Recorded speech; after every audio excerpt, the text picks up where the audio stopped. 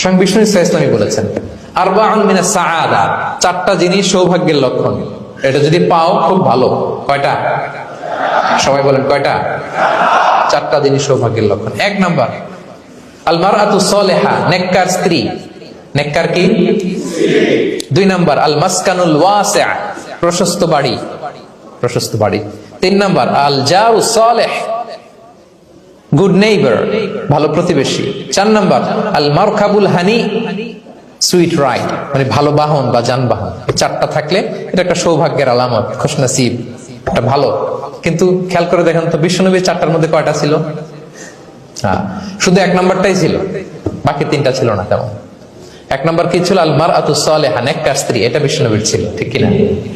দুই নাম্বার আল মাসকানুল Wasi', spacious house, বড় ঘর, বিশ্বনবীর ছিল না মক্কায় না মদিনায়। মদিনার ঘরগুলো দেখেন এক এক বিবির এক এক ঘর, ছোট্ট ঘর, খেলে হাইটা এসে বসতে পারে আর শুইতে পারে। তিন নাম্বার আল জারু সালিহ,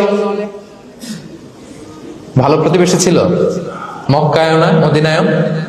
মদিনায় গেলেন, আশেপাশে ইহুদিরা থাকতো, বনু কাইনুকা, বনু কুরাইজা, বনু নাদির। তাদের ষড়যন্ত্রে একটা রাতও শান্তিতে ঘুমাইতেই পারে নাই। সুপ্ত দূর কি বাদ, সবসময় জ্বালাতন করতো, বিট্রে করতো, ওয়াদাভঙ্গ করতো, এগুলো ঘটেছে। তার মানে ভালো প্রতিবেশী জোটে নাই। চার নাম্বার আল মারকাবুল হানি, ভালো বাহন। খুব বেশি ভালো বাহন ছিল তাও বলা যায় না, খাবারই তো ছিল না, ওট খাইলে না গায়ে জোর থাকবে, ঠিক কিনা? হ্যাঁ, কসওয়া আদবা ছিল।